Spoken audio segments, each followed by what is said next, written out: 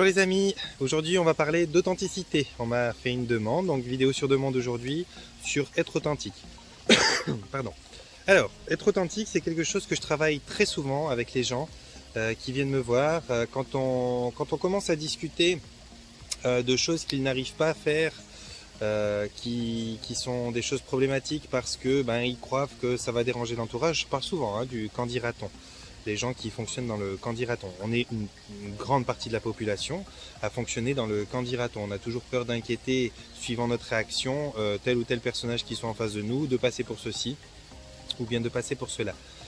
Et donc, de ce fait, on est rarement aussi authentique qu'on le voudrait.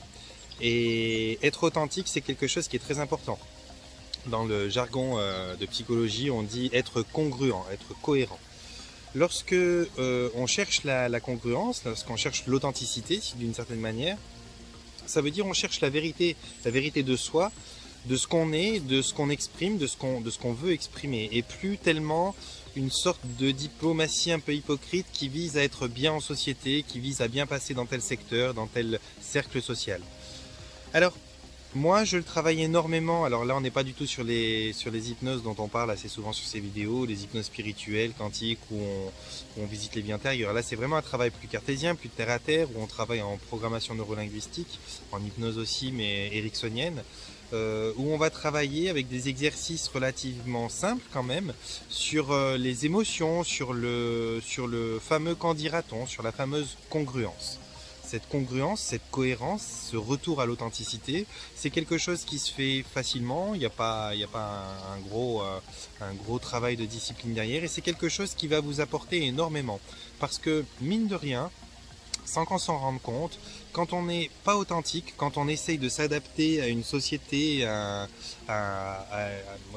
une vie pour plaire aux autres plus que pour être soi-même, on n'est pas tellement aligné d'une certaine manière, on n'est pas ouais, c'est ça, on n'est vraiment pas aligné. Et puis quelque part, cette espèce d'hypocrisie utile, je sais que ça va heurter les capacités à recevoir mes messages de certains quand je vais dire le mot hypocrisie. Mais c'est ça, c'est carrément ça. On est des hypocrites en permanence lorsqu'on essaye de plaire à l'autre. Quand on va au restaurant et que le serveur vous demande ça vous a plu et que le plat vous a pas spécialement plu parce que il y avait ceci ou cela qui n'allait pas à votre goût et qu'on dit oui très bien, on est des hypocrites. Bien sûr, on est des hypocrites par bienveillance. Mais cela dit, on reste quand même des hypocrites. Eh bien, on tente à travers les travaux que je fais dans mes séances de thérapie, ou ceux qui pratiquent le même genre de thérapie que moi, on tente à essayer d'éviter au maximum cette hypocrisie-là. Non pas pour être méchant, non pas pour pouvoir dire des choses blessantes à l'autre, mais simplement pour être vrai, pour être authentique, pour pas être dans le mensonge, pour vibrer juste, et puis pour permettre finalement d'avoir des discours constructifs avec l'autre, parce que l'hypocrisie, elle a jamais rien emmené à personne. Autant dire à la personne qui vous a servi et qui vous demande si le plat vous a plu lorsqu'il vous a pas plu, écoutez, non, ça m'a pas tellement plu parce que j'aurais aimé ceci ou cela. À la limite, si vous avez la possibilité de passer un message au chef, de lui demander s'il veut me recevoir 5 minutes, je lui expliquerai par exemple quelles sont mes attentes quand je demande tel plat. Et puis ça peut être l'occasion de discuter, de rencontrer le chef et puis de parler 5 minutes et de lui donner un truc que peut-être lui n'avait pas vu. Et je vois pas ce qu'il y a de mal en ça, ça va lui permettre à lui de progresser, ça va vous permettre à vous éventuellement de vous réaligner sur quelque chose de plus correct si vous vous étiez fait des fausses idées. Enfin bon, bref, ça va apporter à tout le monde, donc il n'y a pas de méchanceté. Mais l'hypocrisie, ça coupe le dialogue, ça évite d'aller plus loin, ça permet pas à celui qui s'est planté de pouvoir construire sur son erreur, et ça vous permet pas à vous de penser honnêtement que vous êtes sincère, vous ne l'êtes pas finalement. Et quand c'est sur un plat au restaurant, c'est pas très grave, mais quand c'est dans ta vie qu'au quotidien, tu vas jouer un petit peu de cette manière-là par diplomatie, tu vas dire ouais je suis diplomate, non mais je voulais pas le blesser, non mais ceci, non mais cela, finalement petit à petit tu vas t'apercevoir que sur certaines choses t'empiètes sur ton propre confort à toi, sur ton propre bien-être, et puis que finalement petit à petit c'est toi que tu vas blesser d'une certaine manière. Et l'idée c'est de blesser personne, ni la personne à qui tu veux parler et donner un point de vue qui serait peut-être constructif pour elle, ni toi en ne disant pas quelque chose qui te tenait à cœur finalement, parce que parfois ça te tient à cœur les choses. Donc voilà, cette authenticité elle est importante. Alors la personne qui m'a demandé cette vidéo, qui m'a dit parle d'authenticité, n'a pas donné de précision. D'ailleurs sur toutes les vidéos qu'elle m'a demandé de faire, elle m'a pas donné spécialement de précision.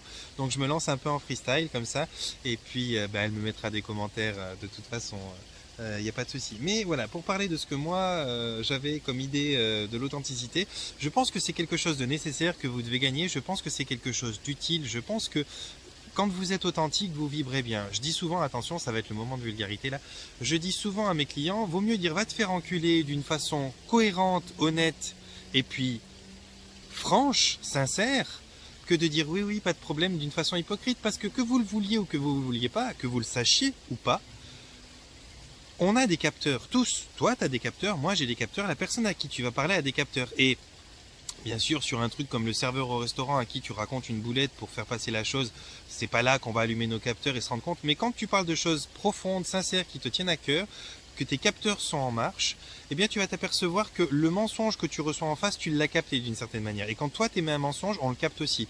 Donc ça veut dire que de toute façon, d'une manière ou d'une autre, à un certain niveau qui est plus énergétique, eh bien tu peux pas mentir sans que ça se sache. Alors peut-être que ça sera pas relevé, peut-être que ce sera pas noté par la personne et qu'elle va pas oser te dire oui mais écoute là je te sens pas quand tu me donnes ta réponse.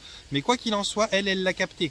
Alors peut-être qu'elle n'est pas trop au courant de comment fonctionnent ses capteurs, qu'elle n'est pas ok avec son intuition et qu'elle va pas aller plus loin que ça. Mais d'une manière ou d'une autre, elle l'a capté. Ça veut dire qu'il y a une partie d'elle qui a capté que tu n'étais pas aligné dans ce que tu disais. Et toi, pareil, tu captes les gens qui sont pas alignés dans ce qu'ils disent.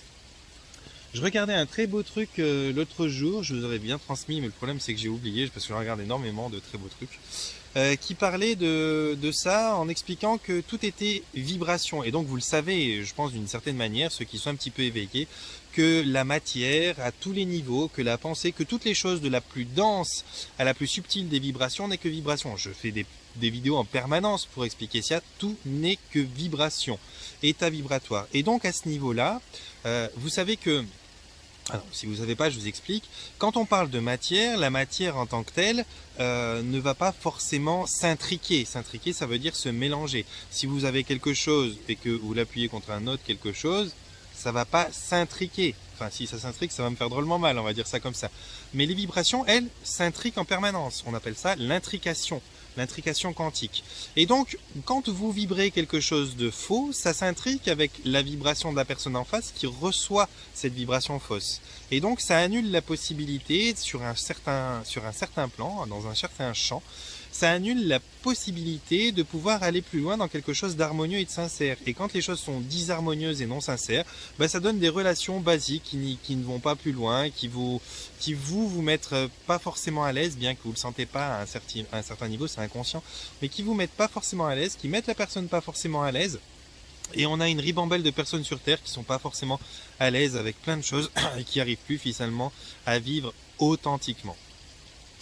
Et je pense que l'authenticité, ce qu'on peut appeler donc la vérité d'être, bah, c'est quelque chose que vous avez tous besoin de ressentir dans un certain niveau. C'est quelque chose que vous avez tous... comment je pourrais vous dire ça,